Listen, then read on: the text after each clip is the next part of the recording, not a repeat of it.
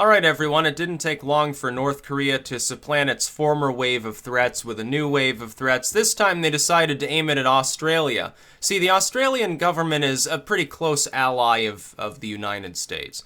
We have good relations. We tend to get along. We don't habitually bomb one another. So the North Koreans don't like that. The idea that that Australia would be sort of a naval region for the U.S. Navy to operate and to do like tests or to do, go through its combat maneuvers with the Australian Navy, that seems to rub Kim Jong-un the wrong way. And when I say rub him the wrong way, I mean incites him to threaten to use nuclear weapons against the state of Australia. Yeah, that makes a whole lot of sense. See, here again is what I've spoken of for the last week. Here it is. Australia doesn't have nuclear weapons. It also doesn't have a particularly large military. Technologically adept, yes. The top of the line first world military. But is it large? Do they have a huge amount of manpower? All things considered, no. They're not exactly one of the top 10 militaries in the world outside of technology. So here's North Korea once again differentiating itself from all these other boogeymen that people keep telling you to be worried about. Oh, the Iranians, ooh, spooky. Syria, oh, terrible. Oh, be afraid of those Russians. When's the last time any of those groups has threatened to use nuclear weapons against a non-nuclear state? In the case of Syria, never, because they don't have nuclear weapons. In the case of Iran, never, because they don't have nuclear weapons. In the case of Russia, yeah, many decades ago, during the height of the Cold War, the Cuban Missile era. You have to go back to the Cuban Missile Crisis era to find the Russians sort of dick-wagging like that, or maybe like the Kissinger era, flying planes right next to the Russian border, or something like that, or the Chinese border in Vietnam. That's what you have to look for these states. North Korea actually has atomic weapons. Now, they can't hit Australia with them any more than they can hit the US with them, but the mere threat, potentially in the future quite a credible threat if they do achieve the ability to put their atomic weapons on long-range missiles. The mere act of threatening to deploy nuclear weapons against a state that doesn't itself have nuclear weapons. Can you think of anything more unhinged? What the fuck would be the point? It doesn't make, Australia is it's its own fucking continent. It's enormous, for one thing. Little urban centers scattered around the coast, basically. I don't think that North Korea will ever have enough atomic weapons so that even if it could accurately hit all of these locations, it could actually do significant damage against Australia. Oh, there goes Victoria. Oh, Sydney's fine, though, so who fucking cares? Let's grab a beer, say all the bogans or something. Australia would respond by sending some freighters in. They'd take all the really drunken bogans, and they'd just send them up there and let them invade, and pretty soon North Korea would be even worse off than it is now. I digress, though, and I'm mostly joking here. There's no comparison between what North Korea does and says on a regular basis and what happens with Syria or Iran or any of these other groups. Iran chants death to America, blah, blah, blah, but they don't have the ability to they can't even really do anything against, like, our naval assets. Yeah, okay, occasionally they fire a shot across the bow. We don't even bother to respond because we know that they're not completely suicidal. North Korea, they've already attacked civilian centers from time to time in history. They already did, a few years ago, they did this with some islands in South Korea, started bombarding them with artillery, without provocation. No provocation whatsoever. They're like, we fired 10 shells at this island, killed 20 people, whoops. Yeah, and then the South fires back, and then sporadic exchange, and then things die down, and everyone condemns each other. This is the only country, though, in the world today that routinely and habitually threatens to deploy atomic weapons against its neighbors. And now Australia gets to be added to that happy list. Who's next? Vietnam? Are they going to threaten to do this to China? Oh, we will burn China in atomic fire. You know what the response is likely to be if they do that? Yeah, they won't have as much restraint as the United States has shown. We've dealt with this problem for fucking decades. While they've occasionally and sporadically attacked and routinely threatened close allies within the region. I'm sorry, but I don't see it as a violation of the NAP to try to get rid of the Kim Jong-un regime. I don't. They've already attacked things. Okay, well, they've kind of violated at least South Korea's NAP, and we're a military ally of the South Koreans. What more need I explain?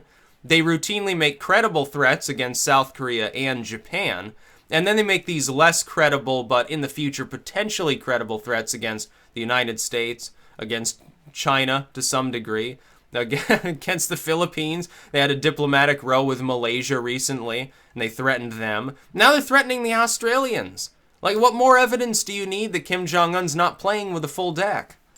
It's not just attention seeking. In the past, when China was on their good side, when they had good relations, usually when North Korea threatened to do something, it's like, we will conduct a missile test. You know, and China would say, okay, calm the fuck down. Here's some rice and some beef and stuff. Eat up. They'd send them, a crate of AK-47s, which is like, sky-high technology compared to what they usually use in their military. They'd send them some aid. They'd give them some more trade or something. Now the Chinese aren't doing that. And yet they're still making these threats. In fact, they're making them more and conducting more tests. Why do you think that is? It's because they're no longer doing that in order to extract tribute from the Chinese. Because they're not going to get bullshit from the Chinese. No, now they're doing it for a different reason. Kim Jong-un is probably trying to get the Chinese back on his side because he worries about regime collapse. Why not help him along there? I think anyone proclaiming that we should invade North Korea is fucking fooling themselves. That would be such a terrible, horrible idea. It would be absolutely astronomically, incalculably bad to invade North Korea. Why? People there have been fed propaganda saying that we rape and cannibalize wherever we go. Yeah, we land in North Korea, the fighting in flames. It intensifies 1,000 times over. Those people, every civilian will take up arms. South Korea? Yeah, probably not. Half the North Korean troops might not even fight. Our involvement in such a situation should be pound the artillery that's facing down South Korea, attack the airfields and the naval assets, and let the other people in the region take care of the rest. Without the artillery and the airfields and most of their navy, without all those frigates and subs, North Korea is defenseless against the ROK. The ROK would win hands down. They would have total air superiority. They would have superiority in terms of artillery and tanks. They'd certainly have naval superiority. As far as manpower, it would no longer even matter. The North Korean troops, half of them would probably defect at that point. They're like, oh, we lost before we even began. Some will fight to the death, others won't. But how many nations does North Korea have to threaten with nuclear weapons? How many nations do they have to threaten before it violates the NAP? And also, this is a state. Now, I find it funny when libertarians are conflating the words of an autocratic state with individual action. They're not quite the same thing. Somebody on the street threatening you is not quite the same as a regime that has manpower numbering in the millions and atomic weapons threatening another state, specifically its civilian population. They're threatening to deploy atomic weapons against civilian centers. They're not saying, oh, we're gonna bomb your biggest military base with missiles. We're going to blow up your navy with an atomic weapon. They never make that kind of threat. No, it's always, we'll bomb Los Angeles, we'll bomb Tokyo, Seoul will be destroyed by artillery, we're going to nuke the Australians off the face of the earth, ha ha. How many times does, if the United States, let me ask this, another way to frame it, to the self-proclaimed libertarians, ANCAPs and stuff. You believe in the NAP, okay, good, so do I generally. Let's say the United States were to threaten to nuke another country. Would you be comfy with that? Or would you consider it aggressive? Would you consider it at the very least approaching the violation of the NAP? See, there you go. Your feelings are probably a little bit different. You've been told that this little regime is fundamentally incapable of doing damage, and you've observed them throughout history not generally nuking their neighbors, and so you get complacent.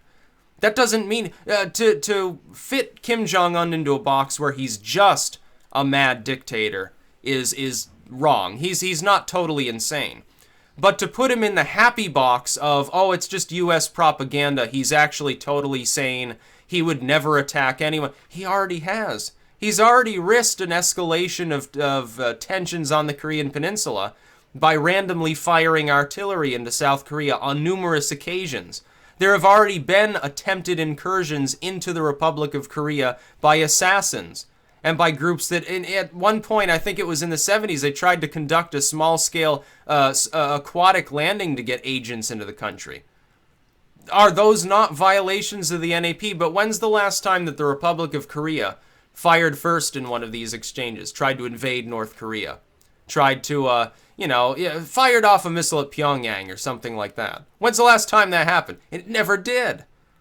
And they have, as a people, ethnically, basically the same thing as North Korea, they have a legitimate claim to governing that land, the same as the DPRK considers its claim legitimate. And by the way, which of those two forms of government violate the NAP of their citizens less?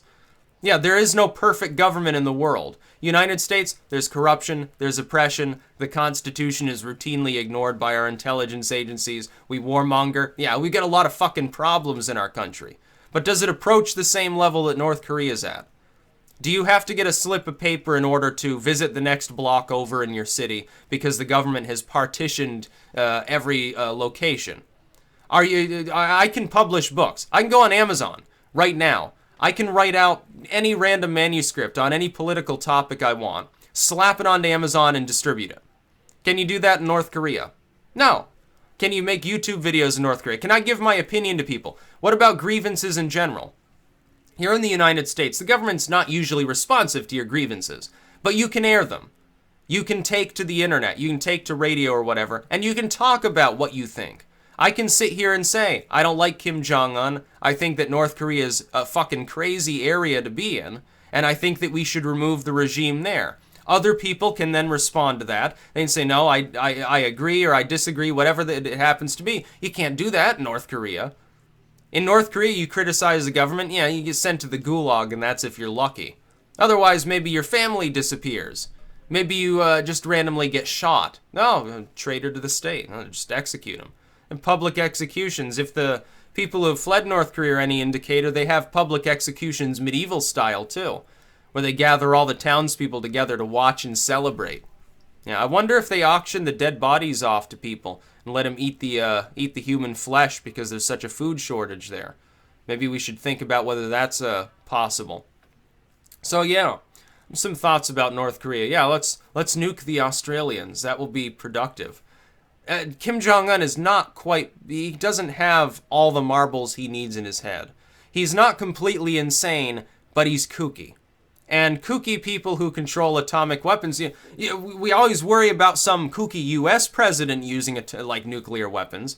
Why aren't you fucking worried about that? They've actually got these weapons. It's not like Iran. It's not like Syria. It's not like Iraq under Saddam. They never had nuclear weapons. As far as we know, they never really made any serious concerted effort to gain them. North Korea already has them. And our government's words, by the way, are completely toothless. You keep saying, oh, it's unacceptable for North Korea to do this, to do that. Don't conduct a missile test. Don't conduct an atomic test. Don't build this kind of weapon system. They always do. It's almost like a challenge to them. Now, I don't think we should tell other countries what to do, but when those countries are threatening to use atomic weapons against the United States and its allies, yes, it violates the NAP. The threat is credible, and there's the threshold. It's just like within the legal system here.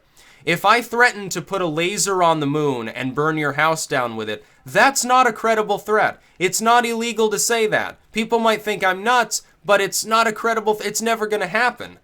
But if I threaten to firebomb your house and start hauling over cans of kerosene to your lawn, what are you going to do?